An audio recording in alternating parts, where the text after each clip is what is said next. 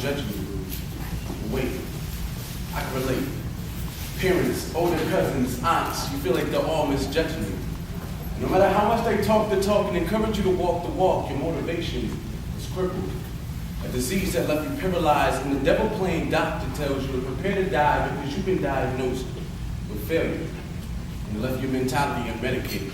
It left you devastated, desperately desiring to find a healer because you know that man can't deceive. Your seed of faith wasn't watered, so you needed a transplant. You needed something fresh, like in with the new and out with the old, but you use this syringe of sin and develop this cold. So just because you run to any old doctor doesn't mean that you're going to get saved. And if you're running to the devil for some help, you're bound to get full-blown aid. Jumping from appointment to appointment because you've been acting rash, you thought you needed ointment and you needed anointment. Going into an enemy, that doctrine and deception as the medicine because he wants to believe it to have a fever. I'm appalled that he's smarter than y'all. No matter what level of your PhD, but see, God couldn't have the devil associate with this bachelor. Now I know hell is hot, but he couldn't fathom to my master's degree. So what am I saying? Who am I talking to? I'm talking to those who know how sick this world really is.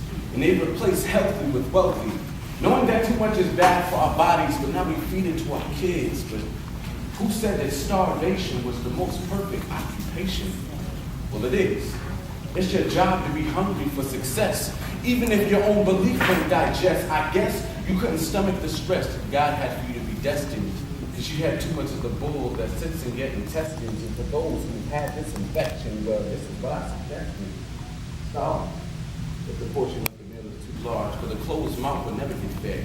And if you run into Jesus to pay the ultimate price, well, he already gave you an arm and a leg. So I still can relate.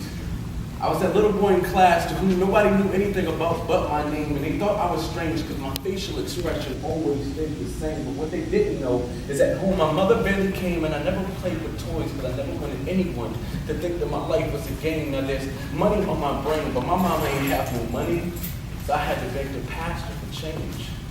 So this is what I found.